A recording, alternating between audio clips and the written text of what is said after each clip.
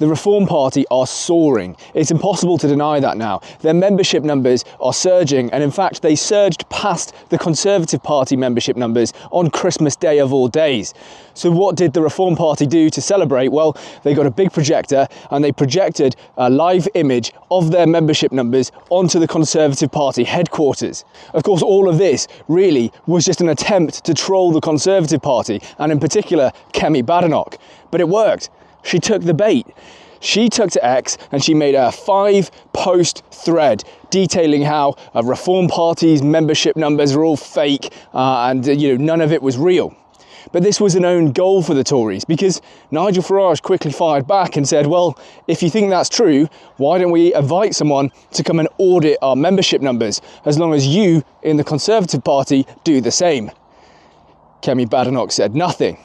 Then the Reform Party invited Sky News to come and independently verify that all of those members were real. So there's absolutely no doubt. In fact, the numbers are even higher now. I think it's 20 or 30,000 new members since that little debacle. But it's not just about membership numbers. The most recent poll puts the Reform Party, if an election were called today, on 120 seats in Parliament. It also puts the Tories on 157. So yes, the Tories would have, at the moment, slightly more seats. But actually, that is changing very, very quickly. It's clear that the momentum is with the Reform Party. And the reason that this is so significant is because in our first past the post voting system, there are really only 3 reasons to vote. You can protest vote, which is probably what a lot of people who voted for Reform did at the last election. They were unhappy with the Tories and Labour, so they protest voted for Reform, and actually a lot of them did that. You can also tactically vote, which is where you're effectively voting against an option by voting for something else. Or you can vote to win. And of course, this is what the majority of votes really are. But for the first time ever, the Reform Party can legitimately say, you need to vote for us so that we can win. They didn't even attempt to do this at the last electoral cycle. Nigel Farage made very clear, even whilst he was campaigning for Reform, that Labour were going to win that election. It was kind of a foregone conclusion. But now the rhetoric is different. The momentum is with Reform. If the Reform polls start to overtake the Tories, then they can start to use rhetoric like, well, a vote for the Tories is a wasted vote. Don't split the right-wing vote, for example. All of the rhetoric that the Tories have spent a very long time using against other parties. So things are going very well for the Reform Party. Now, on top of all of this, the Reform Party have found a very, very powerful ally, Elon Musk. Now, of course, a lot of people on the left do not like Elon Musk, and a lot of people on the right do. Not everyone likes him, not everyone agrees with him, but nevertheless, he is a powerful ally. And let me tell you why. Just in the last couple of days, we've seen a resurgence of frustration and anger surrounding the Asian gangs, for example. If you're on Twitter, you'll know what I'm talking about. If you're British, you'll know what I'm talking about. Pretty much single-handedly, he has brought that issue back into the public fold. And that is a very powerful man to have as an ally, someone who can steer entire narratives. The entire British mainstream media is recovering this topic again because of a series of tweets that Elon Musk is making. So he can shape media narratives, hugely important for Reform. Now, I will say there were some reports that Elon Musk was going to donate £100 million or $100 million to the Reform Party, which Elon Musk himself denied. But it does look to me like he is gearing up to make a significant donation. Perhaps not $100 million, but I'll come back to that. And I'll come back to why I think he's going to do that in the very, very near future. But it's not just the Reform Party that Elon Musk has been very vocal about supporting. Elon has made a series of tweets supporting Tommy Robinson.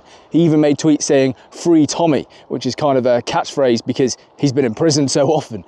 Now, this is a really big issue across all of the UK political spectrum. All of the political parties are kind of panicking now because the world's wealthiest man, a man who owns multiple influential companies, has 200 million followers on one platform alone, a platform which he owns, by the way, and a man who's going to have a key position in Donald Trump's government, is now supporting Tommy Robinson, the same man that the political elites and the mainstream media have been vilifying for the last 2 decades. It's really significant, and it's going to pose a really big problem to all of the parties. but more so, I believe, to the Reform Party. Why do I say that this is a bigger issue for the Reform Party than the other parties? Well, look, nobody expects Tommy Robinson to be welcomed into the Liberal Democrats or to the Labour Party or the Greens or even the Tories. Everybody knows that that isn't going to happen. But what about the Reform Party? A party who probably a great deal of Tommy Robinson supporters voted for at the last election. So it is a bigger problem for Nigel Farage. What you have is Nigel courting Elon Musk for influence and money, as you would expect, but also denigrating someone that Elon Musk clearly holds in very high regard. It's a tightrope that Nigel is now having to walk.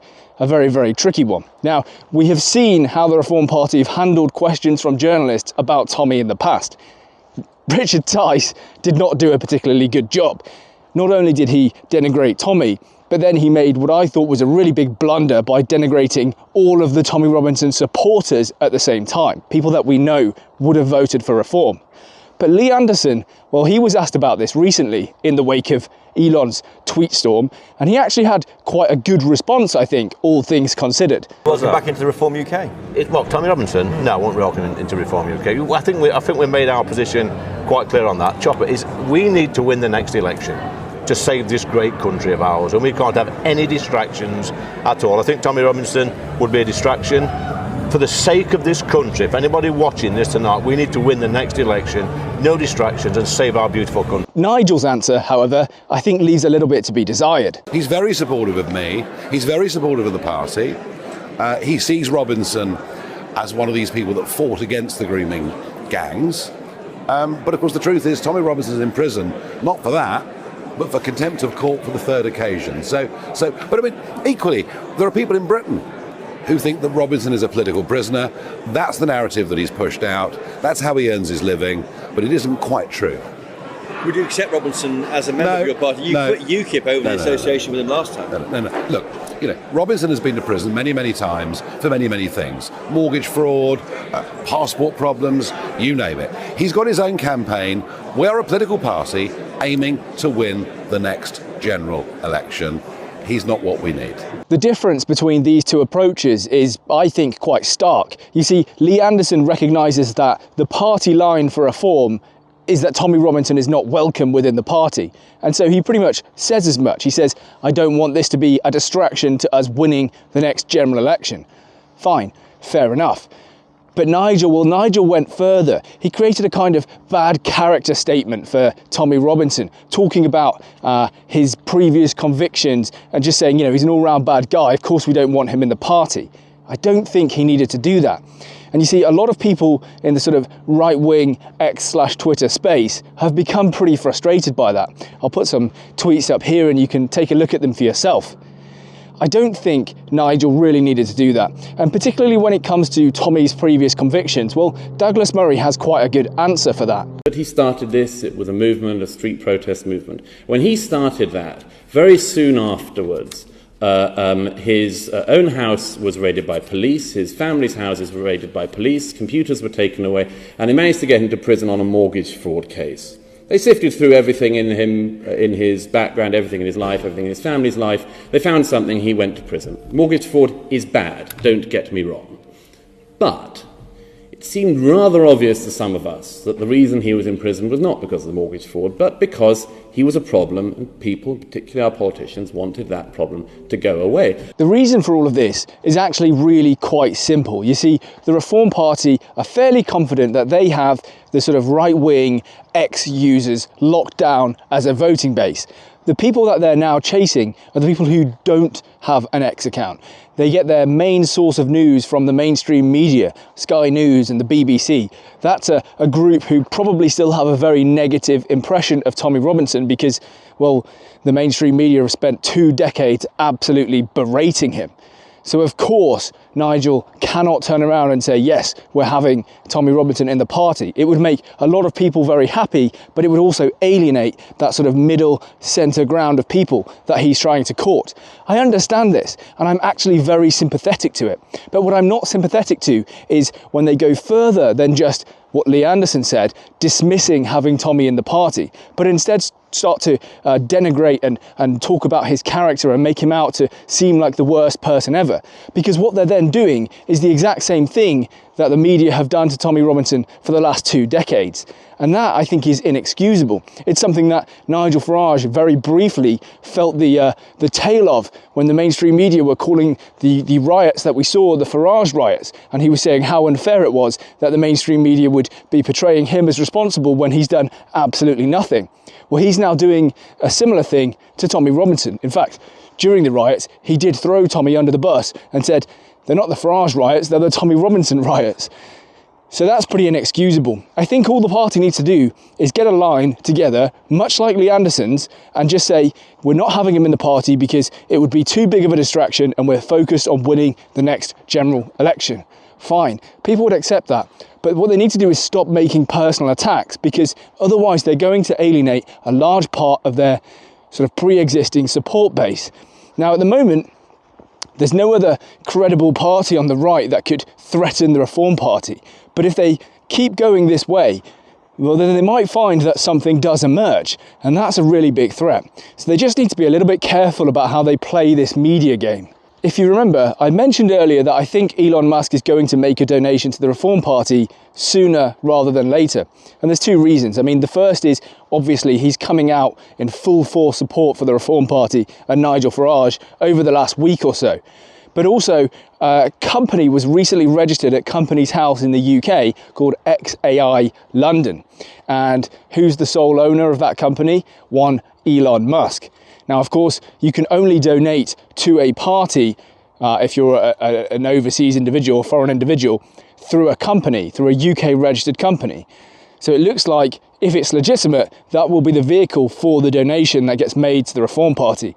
And whilst I doubt it'll be $100 million, because in UK politics, that is an enormous sum of money.